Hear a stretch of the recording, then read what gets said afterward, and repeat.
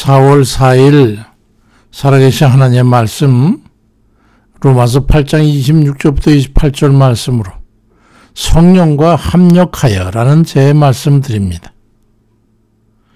이 세상에 살면서 우리가 두 가지를 조심하고 또 두 가지의 복을 받아야 합니다. 그 두 가지라는 것은 인생 채찍과 사람 막대기입니다. 그게 무슨 말씀이냐면요. 하나님께서 인생에게 재갈을 먹이실 때에 사용하시는 게 두 가지고 또 인생에게 복을 주실 때에 또 두 가지고 같은 겁니다. 사무엘하 7장 14절에 보면 나는 그 아비가 되고 그는 내 아들이 되리니 저가 만일 죄를 범하면 내가 사람 막대기와 인생 채찍으로 징계하기라고 말씀하고 있습니다. 하나님께서 자기 자녀를 하나님 뜻에 순복시키고 의의 길로 이끄시기 위해서 인생의 무수한 상황과 시련을 통해서 연단을 하시고 또 그를 다스리기 위해서 피할 수 없는 사람을 통해서 순종과 겸손을 배우도록 합니다. 그래서 이 두 가지 인생과 사람이라고 하는 이 도구가 복의 도구가 될 수도 있고 때에 따라서는 징벌의 도구가 될 수도 있습니다. 주께서 그 사람에게 상급으로 복을 주려 할 때에는 인생 문제가 잘 풀려서 부드러운 경사면을 힘 안 들이고 산천강계 두루 살피면서 기쁘고 흥겨운 그런 평안한 마음으로 안전한 길을 내려갈 수 있게 하시고 처처에 돕는 사람들을 만나게 하셔서 돕고 인도하심으로 그 인생 전체를 형통하게 해주십니다. 행복한 인생이지요. 그렇지만 반대로 징벌의 도구로 하나님께 사용하실 때는 사랑하는 내내 되는 일이라고는 없고 평안도 없고 두려움과 불안과 염려 근심이 끊을 날이 없이 이어지는 불판 위를 쉼없이 뛰는 형국이 되게 하며 해가지고 살아도 산 게 아니고 욕이 되게 하십니다. 어떤 사람은 가는 곳마다 꼭 괴롭히는 그런 사람이 한 사람 끼어 있어가지고 진절머리를 치게 하는 경우가 있는데 이건 우리가 최소한 그런 삶은 되지 않아야 되겠습니다. 이 말씀을 깨닫는 사람은요, 그 삶을 피할 수 없음을 깨닫고 하나님 뜻에 순복하고 주를 의지하는 삶을 회복해야 합니다. 만약에 그렇지 않으면 정말 감당할 수 없는 지경에까지 인생이 이르게 될 겁니다. 우리는 돕는 자를 만나야 돼요. 어느 것일지라도 돕는 자가 끊이질 않고 작건 크저 도움이 돼가지고 삶을 수월하게 하면 그건 하나님께서 그를 돕는 자의 손길을 통해서 돕고 계신다고 하는 것을 깨달아야 합니다. 거기다가 하나님의 성령의 도우시는 은혜를 얻게 되면 그보다 더한 인생은 없죠. 금상첨화지요. 신명기 33장 26절과 29절에 보니까 여수르니여 하나님 같은 이가 없도다. 그가 너를 도우시려고 하늘을 타고 궁창에서 위엄을 나타내셔. 이스라엘이여 너는 행복한 사람이야. 여호와의 구원을 너같이 얻은 백성이 누구냐. 그는 너를 돕는 방패시오 내 영광의 칼이시로다. 네 대적이 네게 복종하리니 네가 그들의 높은 곳을 밟으리로다 말씀합니다. 사람 막대기 강호도 없어요. 인생에게는요. 인생의 무수한 문제와 만나게 되는 사람이 영향을 끼치돼가지고 행과 불행을 좌지우지하지만 그를 다스리는 건 또 역시 하나님의 성령이 좌지우지한다는 것을 우리가 잊지 않아야 됩니다. 역대기에 보면 유다의 히스기야 왕 때에 아수르 제국의 사네립 대왕이 쳐들어왔잖아요. 그래가지고 예루살렘 포위하고서 항복을 요구하고 있는데 그 역대하 32장 8절에 보니까 그와 함께하는 자는 육신의 팔이요 우리와 함께하시는 이는 우리 하나님 여호와시라. 반드시 우리를 도우시고 우리를 대신하여 싸우시리라 하며 백성이 유다왕 히스기야의 말을 말미암아 안심하니라 말씀. 물론 그 히스기야의 말대로 이튿날 역대하 32장 21절에 보니까 여호와께서 한 천사를 보내서 아수르 왕의 징에서 모든 큰 용사와 대장과 지휘관들을 멸하신지라.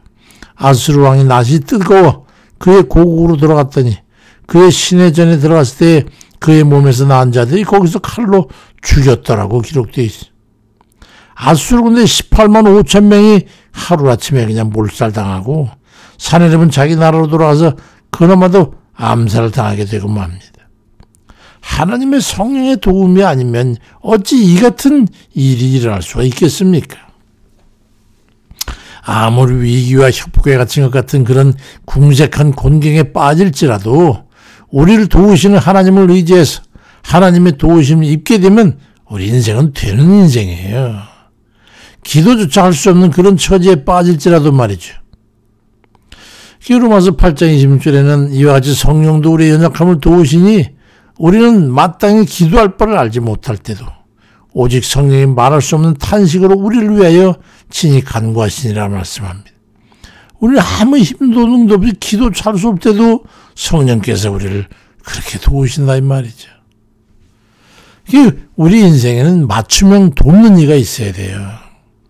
하나님의 은혜를 깨닫는 사람은요, 현재 시점에서 돌이켜보면 모든 게 하나님의 도우심과 인도하심이 있었다는 것을 깨닫고 그저 주만 의지하고 그저 늘 입만 열면 하나님 감사합니다. 그런 고백을 하게 되죠.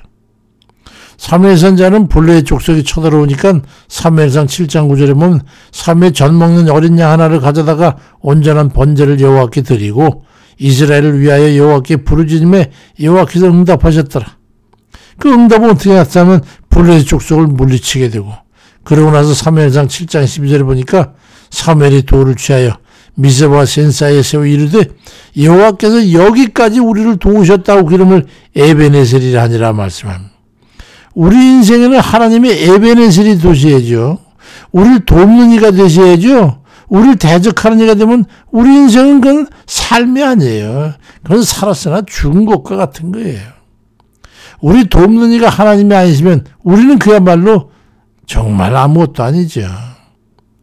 도움의 돌이 되시는 여호와 하나님께서 우리를 돕는 이로 우리와 함께 하시기 때문에 그에게 구하는 모든 이는 하나님의 도우심과 구원을 입어 살게 되는 겁니다. 하나님께서 돕는 일을 보내시든가 상황을 변화시키시든가 시간을 변경하시든가 해서 기어이 하나님의 선하신 도우시고자 하시는 뜻대로 우리를 통해 이루시는 겁니다. 그래서 로마서 8장 28절에도 우리가 알거니와 하나님을 사랑하는 자 곧 그의 뜻대로 부르심을 입은 자들에게는 모든 것이 합력하여 선을 이루느니라 그리 말씀하고 있습니다. 그런 체험을 해보신 분은 오늘의 말씀이 무슨 뜻인지 금방 잘 아실 겁니다. 그래서 성령님을 내 편으로 두어야 되는 거예요. 그러기 위해서 우리 자신이 성령님 편에 서야 되는데 하나님께 합한 사람이 돼야 합니다. 데살로니가전서 4장 1절에 그러므로 형제들아 우리가 끝으로 주 예수 안에서 너에게 구하고 권면하노니 너희가 마땅히 어떻게 행하며 하나님을 기쁘시게 할 수 있는지를 우리에게 배웠으니 더욱 많이 그렇게 힘쓰라고 말씀하고 있습니다. 하나님의 성령과 우리가 연합해서 협력함을 해가지고 하나님께서 기뻐하시고 영광 받으실 만한 그런 인생의 결과를 우리는 맺어야 할 것입니다. 하나님의 성령의 도우심과 인도하심과 함께 하시는 은혜를 통해서 형통한 삶을 기쁘고 감사하게 살면서 모든 일과도 화합하여 살아가는 그런 삶과 행복한 삶이 또 어디 있겠어요. 그러니 우리가 세상을 의지하여 내 지식과 꾀를 따라 사는 그런 헛된 길에서 돌이켜 하나님의 뜻을 따라 행함을 해가지고 하나님을 기쁘시게 해서 성령과 연합해가지고 합력하는 그런 복댕이들 다 되시길 주의 이름으로 축원드립니다.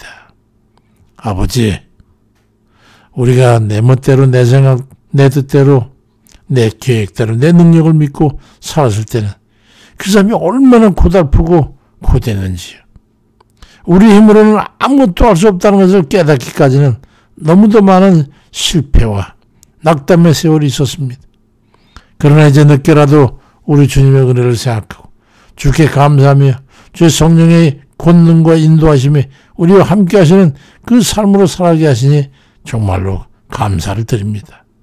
아버지, 사람의 꾀를 따라서 살아온 그 고달픈 시절이 우리 깨닫게 하는 그런 세월이었다면 이제는 세상 살아가는 그 인생 중에 아버지 하나님께서 형통함과 또 좀 만나는 사람마다 우리를 돕게 하셔서 합력하게 하시고 또 그래서 거기다가 우리 하나님께서 모든 일 주장해 주셔서 하나님이 모든 일을 갖다가 인도해 주니 돕는 자의 손길들을 아버지께 때에 적소에 맡기끔 해주시고 우리의 필요하고 소용되는 것들을 여호와 이레로 예비해 주시고 또 항상 살아오는 삶 동안에 에베네셀이 되셔가지고 우리 발걸음을 인도해 주시니 주여 이 모든 은혜와 사랑을 무엇으로 어찌 주님 감사할 수 있겠습니까?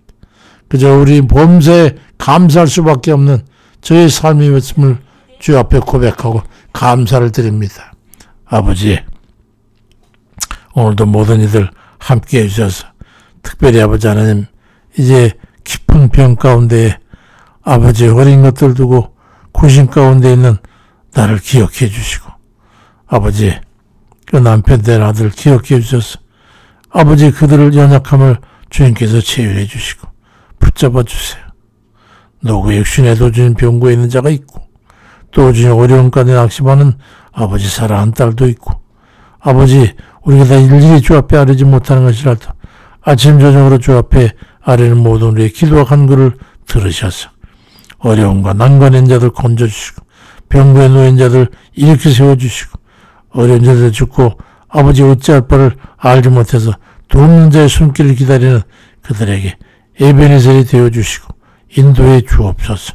아버지 하나님 성령의 권능을 저들에게 던집해 주셔서 우리가 능력 주시는 자 안에서 모든 것을 할 수 있음을 늘상 고백하고 오직 주만 의지하고 살아가는 저희들에게 인도해 주옵소서.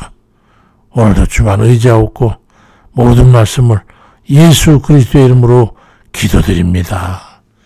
아멘입니다. 주님.